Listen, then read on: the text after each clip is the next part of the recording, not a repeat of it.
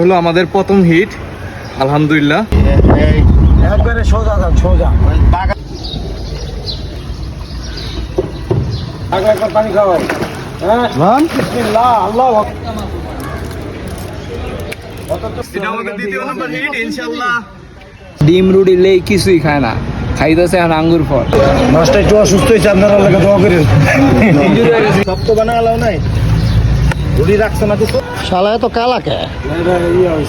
আসসালামু আলাইকুম, আশা করি সকলে ভালো আছেন। আজ আমাদের প্রোগ্রাম ঢাকা বিশ্ববিদ্যালয় শিববাড়ি একটি পুকুরে। এই কারণে মধ্যরাত্রে ডিম বাছাইয়ের একটি পর্ব চলতেছে। ডিম থেকে ডিমের ময়লাগুলো এবং লাল পিঁপড়েগুলো বাছাই করে ফেলে দেওয়া হচ্ছে। অন্যদিকে ভিজা ডিমগুলোকে হাওয়ার মেশিনের সাহায্যে শুকানো হচ্ছে। প্রায় মধ্যরাত্রে আমরা এই কাজগুলো করতেছি। আমাদের খেলা শুরু হবে সকাল 7টা থেকে। ডিমগুলোকে শুকানো শেষ করে আমরা রওনা হই। আমরা আমাদের সকল মাল সামানাগুলোকে ধীরে ধীরে গাড়িতে উঠাচ্ছি। পিঁপড়ে ডিমগুলোকে ভালোভাবে রাখার চেষ্টা করতেছি, কেননা গাড়ি চাক্কিতে যদি ডিমগুলো পড়ে যায় তাহলে পুরো ডিমই নষ্ট হয়ে যাবে। সে কারণে মূলত করে রাখতেছিলাম। অন্যদিকে আমাদের বাকি মাল সামানাগুলো তুলতেছিলাম। আমাদের ফিশিং এর সকল মাল সামানা তোলা শেষ করে আমরা রওনা হই ঢাকা বিশ্ববিদ্যালয় শিববাড়ি খেলার উদ্দেশ্যে। একে একে সবাই মিলে একসাথে গাড়িতে উঠে পড়ি। আজ বন্ধের দিন হওয়াতে রাস্তা পুরোই ফাঁকা ছিল, কোনো জ্যামজট ছিল না রাস্তাতে। আজ আমরা আপনাদের সাথে শেয়ার করব আমাদের যাতায়াত সহ খাওয়া দাওয়া, কি স্বরূপ মাছ পাই, সকল কিছু। যাই হোক, রাস্তা খালি থাকার কারণে অল্প সময়ের মধ্যে একেবারে পুকুর পাড়ে পৌঁছে যাই আমরা। এখনো পুকুর পাড়ে সকল শিকারেরা আসে নাই। আমরা আমাদের মাছ ধরার জন্য